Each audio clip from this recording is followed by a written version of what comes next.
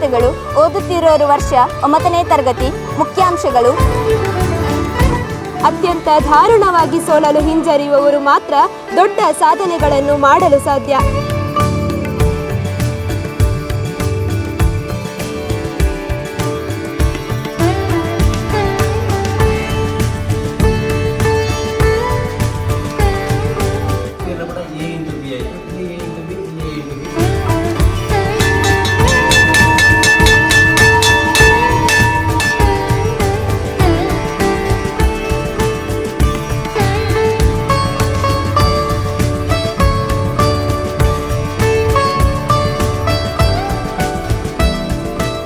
ನಾನು ಪಂಜ ಹೈಸ್ಕೂಲ್ನಲ್ಲಿ ಓದಿದ್ದೆ. ನಾನು ಪಂಜ ಹೈಸ್ಕೂಲ್ನ ಹಳೆ ವಿದ್ಯಾರ್ಥಿ. ಸರ್ಕಾರಿ ಪದವಿ ಪೂರ್ವ ಕಾಲೇಜು ಪಂಜ, ಇದು ನಾನು ಓದಿರುವಂಥ ಶಾಲೆ.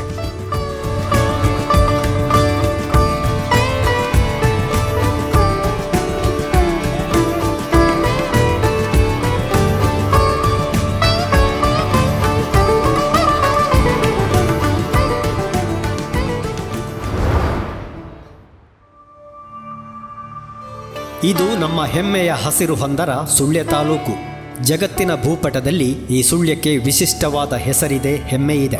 ಅಂತಹ ಸುಳ್ಯ ತಾಲೂಕಿನ ಪಂಜದ ಮಲೆನಾಡ ಮಡಿಲಲ್ಲಿ ಶೋಭಾಯಮಾನವಾಗಿ ಶೋಭಿಸುವ ಸಂಸ್ಥೆಯ ಹೆಸರು ಪಂಜ ಸರಕಾರಿ ಪದವಿ ಪೂರ್ವ ಕಾಲೇಜು. ಇದು ಶಿಕ್ಷಣದ ಉಸಿರು.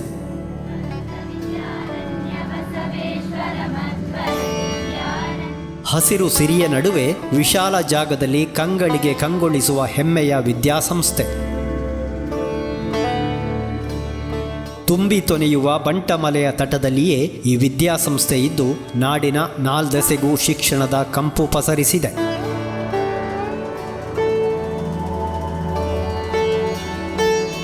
ಹೇಳಿ ಕೇಳಿ ಸುಳ್ಯ ತಾಲೂಕು ಶಿಕ್ಷಣ ಕ್ರಾಂತಿಯ ನೆಲವೂ ಹೌದು, ನೆಲೆಯೂ ಹೌದು. ಆದರೆ 75 ವರ್ಷಗಳ ಹಿಂದೆಯೇ ಪಂಜದಲ್ಲಿ ಈ ಕ್ರಾಂತಿಕತೆಯ ಮುನ್ನಡೆಗೆ ಮುನ್ನುಡಿ ಬರೆಯಲಾಗಿತ್ತು ಎನ್ನುವುದು ಈ ನಾಡಿನ ವೀರ ವಿಪ್ಲವದ ಉದಾತ್ತ ಇತಿಹಾಸ.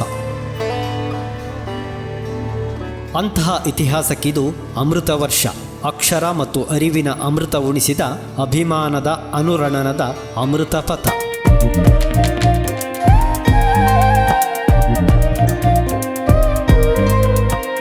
ಸಾವಿರಾರು ವಿದ್ಯಾರ್ಥಿಗಳಿಗೆ ಶಿಕ್ಷಣದ ಧಾರೆ ಎರೆದ ಲಕ್ಷ ಲಕ್ಷ ಅಕ್ಷಿಗಳಲ್ಲಿ ನಕ್ಷತ್ರದಂತೆ ಶೋಭಿಸುವ ಪಂಜ ಸರಕಾರಿ ಪದವಿ ಪೂರ್ವ ಕಾಲೇಜಿಗೆ 75 ವರ್ಷಗಳು. ಅದೆಂಥ ರಮ್ಯ ರೋಚಕ ನೆನಪುಗಳ ಮೆರವಣಿಗೆ ನೋಡಿ. ವಿಶಾಲ ಜಾಗದಲ್ಲಿ ವಿಶಾಲ ವೃಕ್ಷದಂತೆ ಉದಿಸಿದ ಈ ಶಾಲೆಯಿಂದ ಸಾಧನೆಯ ಬಿಳಿಲುಗಳು ಹಬ್ಬಿವೆ, ಹಬ್ಬುತ್ತಿವೆ.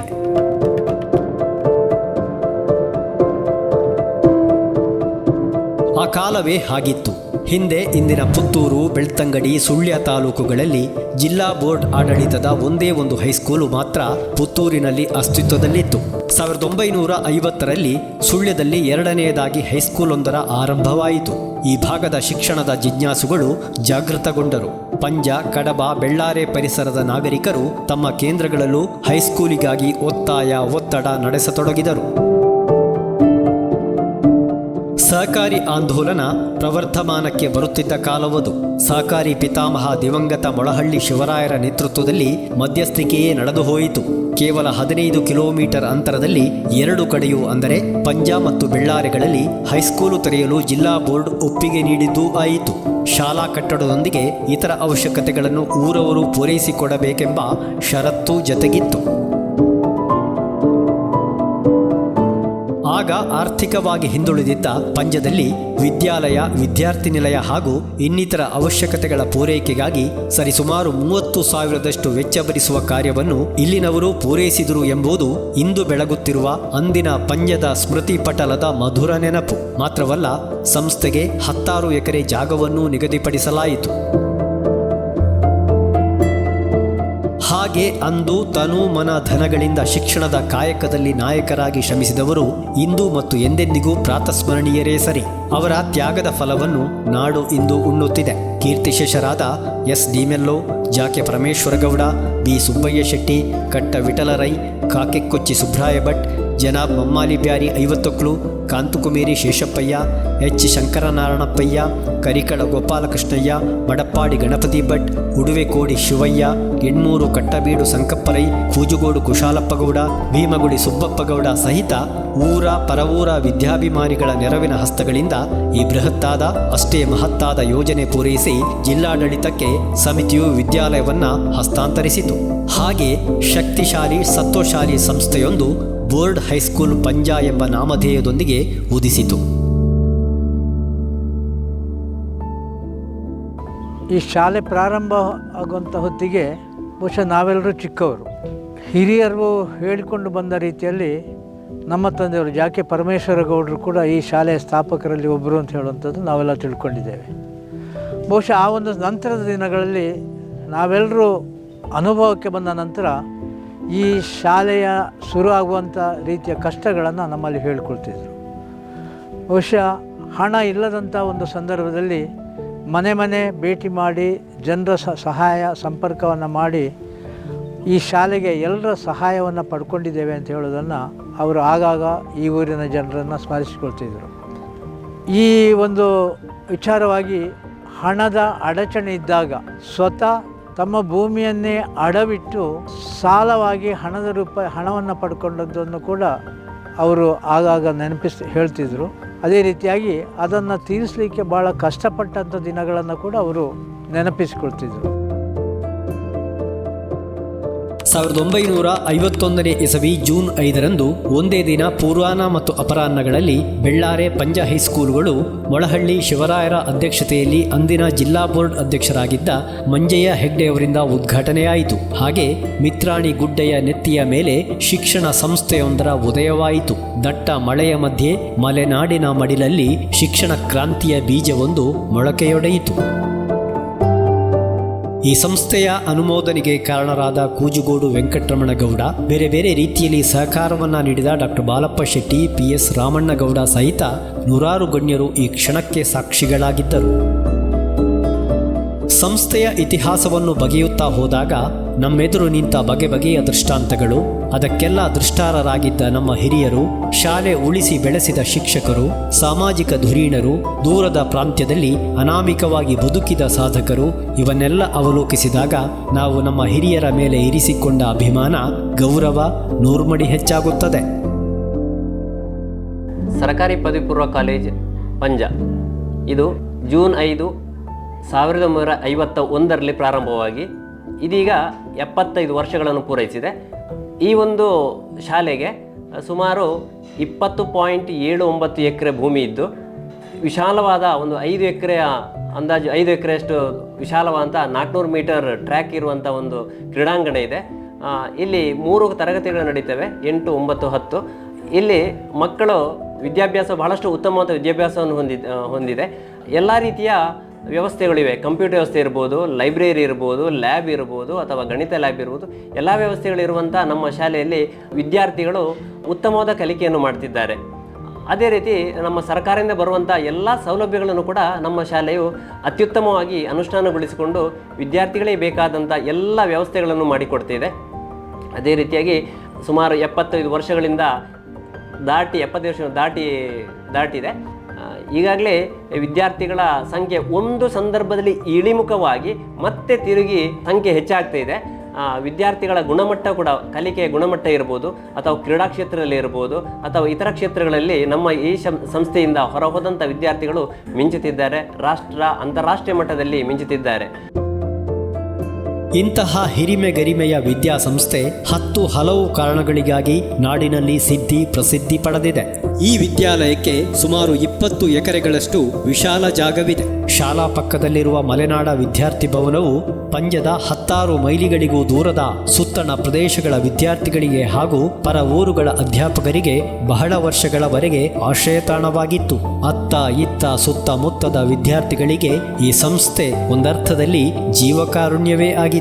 ಪಂಜ ಪರಿಸರವಷ್ಟೇ ಅಲ್ಲದೆ ಬಳ್ಪ, ಏನೆಕ್ಕಲ್ಲು, ಗುತ್ತಿಕಾರು, ಕಂದ್ರಪ್ಪಾಡಿ, ಹರಿಹರ ಪಲ್ಲತಡ್ಕ, ಕೊಲ್ಲಮೊಗ್ರ, ಎಡಮಂಗಲ, ಬಾಳುಗೋಡು, ಎಣ್ಮೂರು, ಚೊಕ್ಕಾಡಿ ಭಾಗದ ವಿದ್ಯಾರ್ಥಿಗಳು ಕೂಡ ಅಧ್ಯಯನಕ್ಕಾಗಿ ಇಲ್ಲಿಗೆ ಬರತೊಡಗಿದ್ದರು.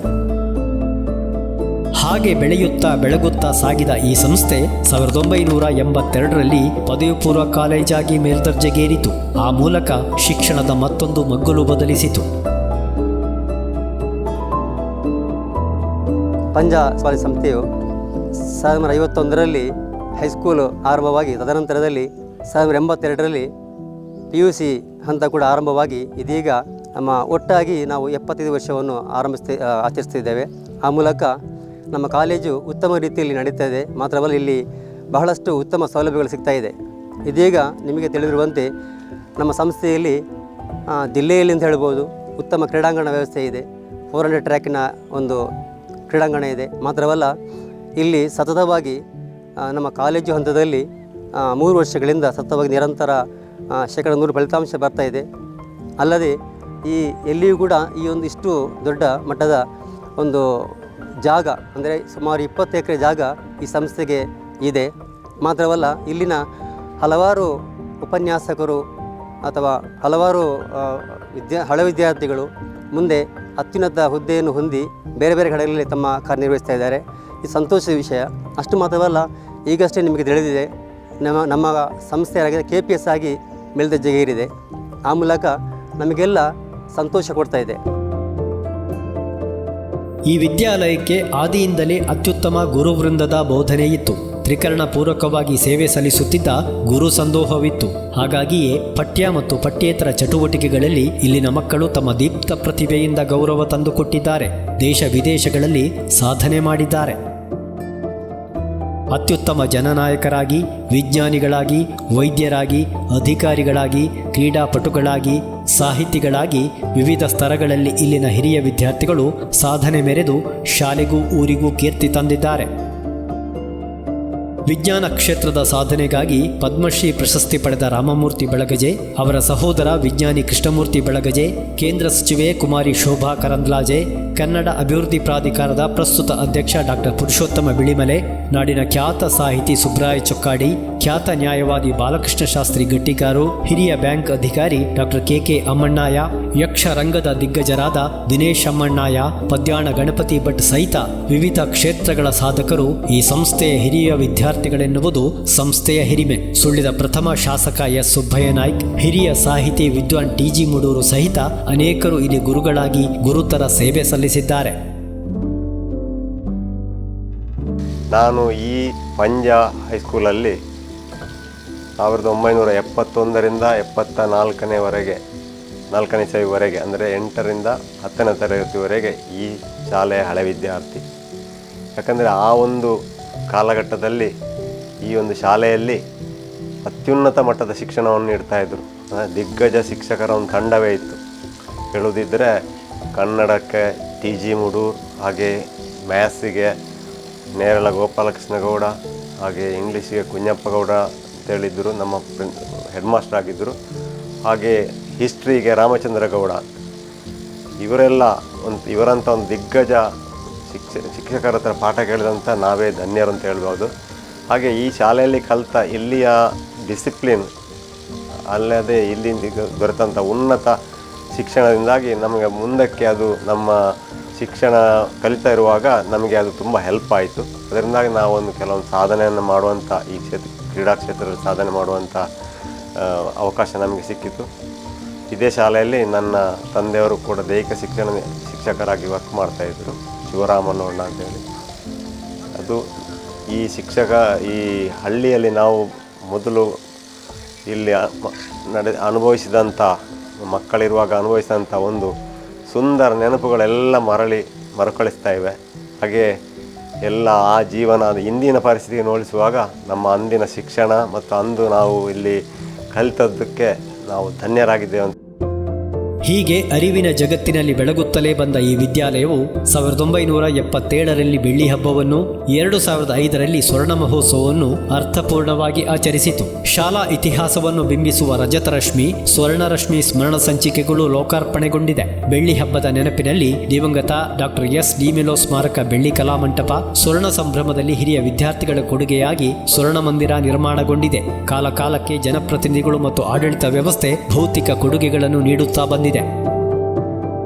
ಪ್ರಸ್ತುತ ಸೋಮಶೇಖರ ಬಡ್ಡಕೋಟಿಯವರ ಅಧ್ಯಕ್ಷತೆಯ ಶಾಲಾ ಮೇಲುಸ್ತುವಾರಿ ಸಮಿತಿ, ಸುಚಿನ್ನ ಕಾಣಿಕೆ ಅವರ ಅಧ್ಯಕ್ಷತೆಯ ಕಾಲೇಜು ಅಭಿವೃದ್ಧಿ ಸಮಿತಿ, ಸವಿತಾರ ಮುಡೂರು ಅವರ ಅಧ್ಯಕ್ಷತೆಯ ಹಿರಿಯ ವಿದ್ಯಾರ್ಥಿ ಸಂಘ ಸಂಸ್ಥೆಯ ಅಭಿವೃದ್ಧಿ ಮತ್ತು ಚಟುವಟಿಕೆಗಳಿಗೆ ಒತ್ತಾಸೆಯಾಗಿ ನಿಂತಿದೆ.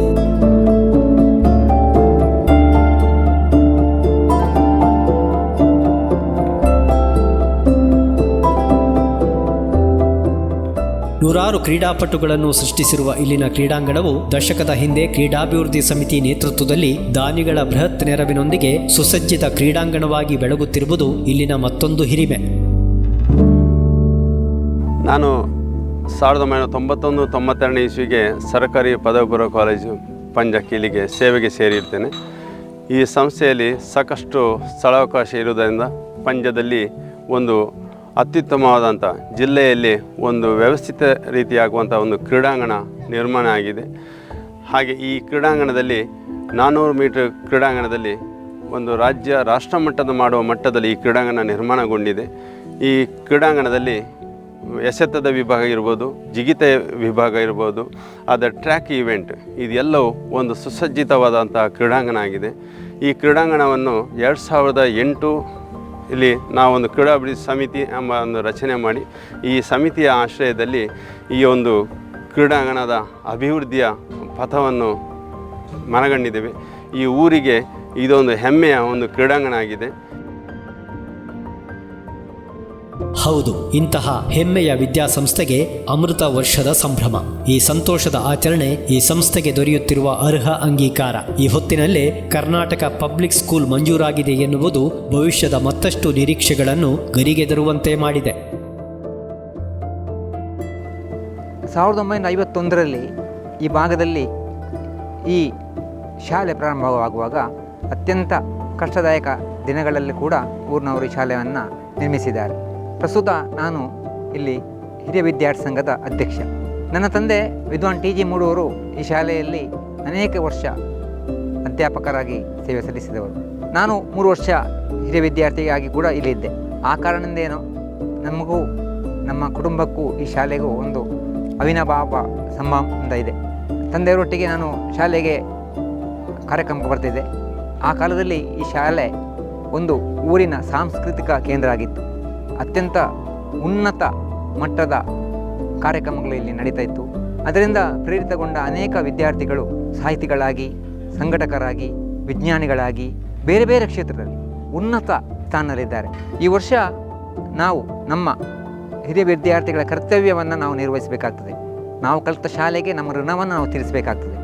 ಸುಮಾರು 20 ಲಕ್ಷ ವೆಚ್ಚದಲ್ಲಿ ನಾವು ಕಾರ್ಯಕ್ರಮ ಹಮ್ಮಿಕೊಂಡಿದ್ದೇವೆ. ಅದರಲ್ಲಿ ಶಾಶ್ವತ ಯೋಜನೆ ಕೂಡ ಸೇರಿದೆ. ನಾನೆಲ್ಲ ಹಿರಿಯ ವಿದ್ಯಾರ್ಥಿಗಳಲ್ಲಿ ಮಾಡೋ ವಿನಂತಿ ಏನಂತ ಹೇಳಿದರೆ, ಇದು ಕೇವಲ ವಿದ್ಯಾರ್ಥಿಗಳಿಗೆ ಮಾತ್ರ ಅಲ್ಲ, ಇಡೀ ಪಂಜದ ಊರಿನ ಅಭಿವೃದ್ಧಿಗೆ ಕೂಡ ಈ ಶಾಲೆ ಪೂರಕವಾಗ್ತದೆ. ಯಾಕೆಂತ ಹೇಳಿದರೆ ಇನ್ನು KPSC ಆಗಿದ್ದು ಉನ್ನತೀಕರಣಗೊಂಡ ಮೇಲೆ ವಿದ್ಯಾರ್ಥಿಗಳ ಸಂಖ್ಯೆ ಗಣನೀಯವಾಗಿ ಇರ್ತದೆ. ಆಗ ಇಡೀ ಪಂಜಕ್ಕೆ ಒಂದು ಕಳೆ ಬರ್ತದೆ.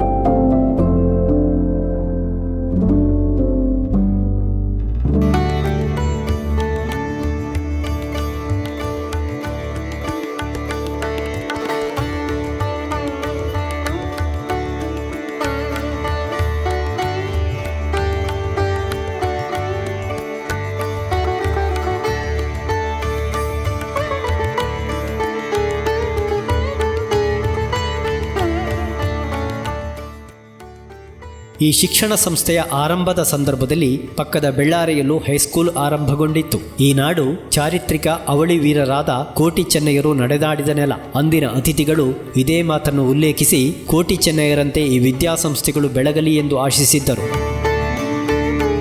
ಆ ಆಶಯಗಳು ಮತ್ತೆ ಮೂರ್ತಗೊಳ್ಳುವ ಸಂದರ್ಭವಿದು. ಕಾಲ ನೀಡಿದ ಸವಾಲುಗಳನ್ನು ಸ್ವೀಕರಿಸುವುದು ಅನಿವಾರ್ಯ.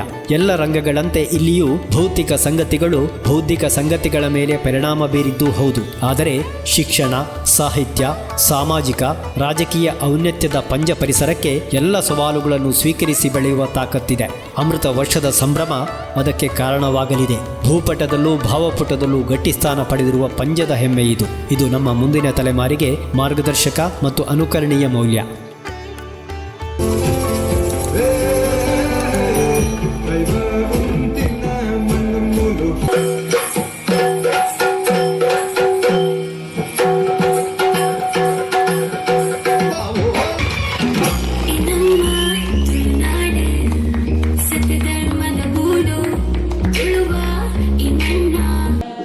हिंद का औलिया के है सुल्तान आलमगत बच्चा रक्षगने संहारगने मंगल कन्ननाई वन्नवने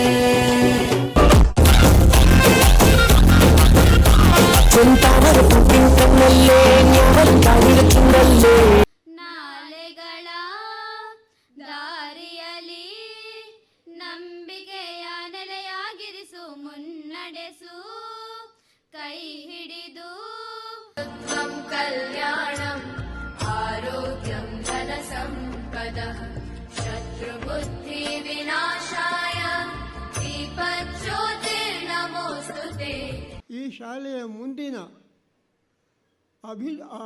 ಅಮೃತ ಪಥ ಮತ್ತು ಅಭಿವೃದ್ಧಿ ಪಥ ಈ ಎರಡನ್ನೂ ಸೂಚಿಸುವಂಥ ರೀತಿಯ ಕಾರ್ಯಗಳನ್ನು ಇಲ್ಲಿ ನಡೀತಾ ಇರಲಿ ಅಂತೇಳಿ ನಾನು ಹೃತ್ಪೂರ್ವಕವಾಗಿ ಹಾರೈಸ್ತೇನೆ. ಆ ಕಾಲಘಟ್ಟದಲ್ಲಿ ಇಂಥ ಒಂದು ಶಿಕ್ಷಣ ಸಂಸ್ಥೆಯ ರೂವಾರಿಗಳಾಗಿರ್ತಕ್ಕಂಥ ಎಲ್ಲ ಹಿರಿಯರಿಗೆ ನಾನು ಪ್ರಥಮವಾಗಿ ಗೌರವವನ್ನು ಸಲ್ಲಿಸಲಿಕ್ಕೆ ಇಚ್ಛೆ ಪಡ್ತಾ ಇದ್ದೇನೆ. ದೇವರ ನಾಡಿನ ಮಧ್ಯೆ ಇರುವಂಥ ಈ ಒಂದು ಬೋರ್ಡ್ ಹೈಸ್ಕೂಲ್ ಮುಂದೆ ಅದು ಉನ್ನತಿಯಾಗಿ ಜೂನಿಯರ್ ಕಾಲೇಜ್ ಆಗಿರೋದು ಅಂತ ಹೇಳೋದಕ್ಕೆ ನಾನು ಹೆಮ್ಮೆಯಿಂದ ಹೇಳಲಿಕ್ಕೆ ಇಷ್ಟಪಡ್ತಾ ಇದ್ದೇನೆ.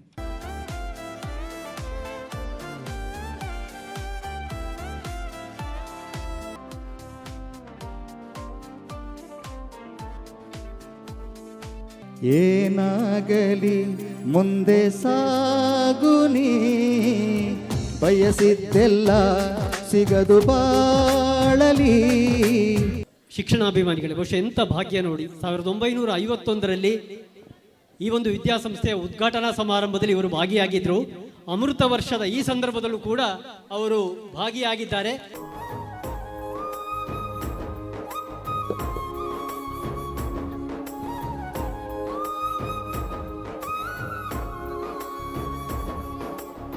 ತುಳುನಾಡ ಪೊಲ್ಲು ತೋಲೆ ಮಲ್ಲಿಗೆ ಪೂತ ಮಾಲೆ ಮುಲ್ತ ಜನಕುಲ ಮನಸ್ಸು ನಿರ್ಮಲ ಆತ ದೇವೆರೆ ನಲೀಲೆ. ತುಳುನಾಡ ಕಲೆ ಪೊಲ್ಲು ತುಳುನಾಡ ಜನ ಪೊಲ್ಲು ತುಳುನಾಡ ಕಲೆ ಪೊಲ್ಲು ತುಳುನಾಡ ಜನ ಪೊಲ್ಲು ತುಳುನಾಡ ಜಾನಪದ ಬಾರಿ ಪೊಲ್ಲು ತುಳುನಾಡ ಜನಪದ ಬಾರಿ ಪೊಲ್ಲು ತುಳುನಾಡ ಜನಪದ ಬಾರಿ ಪೊಲ್ಲು ತುಳುನಾಡ ಜನಪದ ಬಾರಿ ಪೊಲ್ಲು. ಸುಗಿದ ಕಾಲೋಡು ನಲಿತೊಂದು ಬರ್ಪಿನ ಸುಗಿದ ಕಾಲೋಡು ನಲಿತೊಂದು ಬರ್ಪಿನ ತೋಜುಂಡು ಅಲ್ಲಲ್ಲೇ ಕೋಲಾಟ.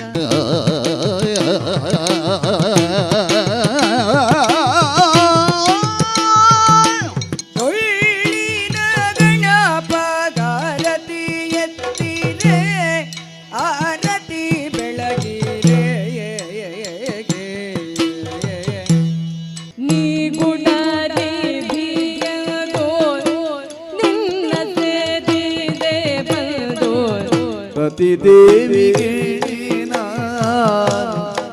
ಮನುಮತ ದೇವರು ಹಚ್ಚಿದ ದೀಪ ಮಾನವನೆದೆಯಲಿ ಆರದೆ ಉರಿಯಲಿ. ಕಾಲವು ಮರೆಸುವ ಎಲ್ಲವನ್ನ ಈ ಸ್ಮರಣ ಸಂಚಿಕೆ ಶಾಶ್ವತಗೊಳಿಸಲಿದೆ. ಶಾಲೆಯ ಮಧ್ಯೆ ನಾವು ಕೂತಿದ್ದೀವಿ. ನಾವು ಓಡಾಡಿರುವಂಥ, ನಾವು ಬಡ್ದಾಡಿರುವಂಥ, ನಾವು ಕಲ್ತಿರುವಂಥ ಶಾಲೆ. ರಾಜ್ಯದ ರಾಜಕೀಯ ಹಾಗೂ ಆಡಳಿತ ಕ್ಷೇತ್ರದಲ್ಲಿ ಮಹತ್ತರ ಪಾತ್ರ ವಹಿಸಿದಂತಹ ಕುಮಾರಿ ಶೋಭಾ ಕರಂದ್ಲಾಜೆ ಇವರನ್ನ ಅಮೃತ ಮಹೋತ್ಸವದ ಅಮೃತ ಪಥದ ಸಮಾರೋಪ ಸಮಾರಂಭದಲ್ಲಿ ಬಹಳಷ್ಟು ಗೌರವಪೂರ್ವಕವಾಗಿ ಗೌರವಿಸ್ತಾ ಇದ್ದೇವೆ. ಇವತ್ತು ಪಂಜದಲ್ಲಿ ಬಂದಿದೆ. ಪಂಜಕ್ಕೆ ಒಂದು ವಿಶೇಷವಾದ ಸ್ಥಾನಮಾನದ ವಿಶೇಷವಾದ ಒಂದು ಹೆಸರಿದೆ. ಈ ಪಂಜ ಅಂತ ಹೇಳುವಾಗ ಒಂದು ರೀತಿಯ ಭಾವನೆ, ಭಕ್ತಿಪೂರ್ವಕ ಭಾವನೆ ಬರುವಂಥದ್ದು. ಮಹಾಗಣಪತಿ ಮನಸ ಸ್ಮರಾಮಿ ಮಹಾಗಣಪತಿ ವಸಿಷ್ಠ ವಾಮದೇವಾದಿ ವಂದಿತ ಮಹಾಗಣಪತಿ ಮನಸ ಸ್ಮರಾಮಿ ಮಹಾಗಣಪತಿ. जय जय हनुमान जय गुरु जय जय पवन जय जय हनुमान जय गुरु जय जय पवन.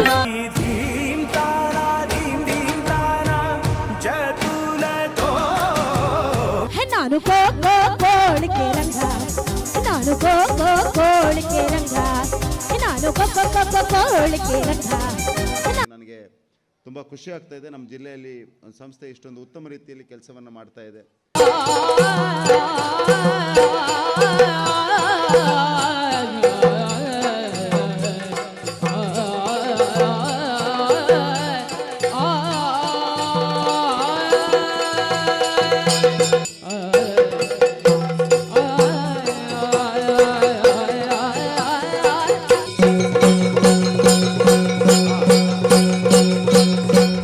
ಹೌದು, ಇದು ಸಂಭ್ರಮದ ಕ್ಷಣ. ಈ ಸಂಭ್ರಮಕ್ಕೆ ಕಾರಣವಾಗಿರುವ ಸಂಸ್ಥೆಯನ್ನು ನಾಡು ನಮಿಸುತ್ತದೆ. ಅಮೃತ ಸುನೀತ ಮಂದಹಾಸ ಬೀರುತ್ತಾ ಅಮೃತ ಪಥವನ್ನು ಕ್ರಮಿಸುತ್ತಿರುವ ಈ ಹಾದಿ ಶತಪಥವಾಗಿ ಮುನ್ನಡೆಯಲಿ. ಈ ಹಾದಿಯಲ್ಲಿ ಕರ್ನಾಟಕ ಪಬ್ಲಿಕ್ ಸ್ಕೂಲ್ ಜೊತೆಯಾಗಲಿ. ಸಂಭ್ರಮಕ್ಕೆ ಸಹಕರಿಸಿದ ಸಾವಿರ ಕೈಗಳು ಮತ್ತಷ್ಟು ಗಟ್ಟಿಯಾಗಿ ಸಂಸ್ಥೆಯ ಜೊತೆಯಾಗಲಿ. ಇಲ್ಲಿ ಬಿತ್ತಿದ ಬೆಳಕಿನ ಬೀಜಗಳು ಮತ್ತಷ್ಟು ಹೆಮ್ಮರವಾಗಿ ಜಗತ್ತಿನಲ್ಲಿ ಬೆಳಗಲಿ. ಸಾವಿರ ಸಾವಿರ ಚಪ್ಪಾಳೆಗಳು ಮೊಳಗಲಿ. ಇದು ಅಮೃತ ವರ್ಷದ ಹರ್ಷದ ಆಶಯ, ಅಮೃತ ಪಥದ ಸದಾಶಯ.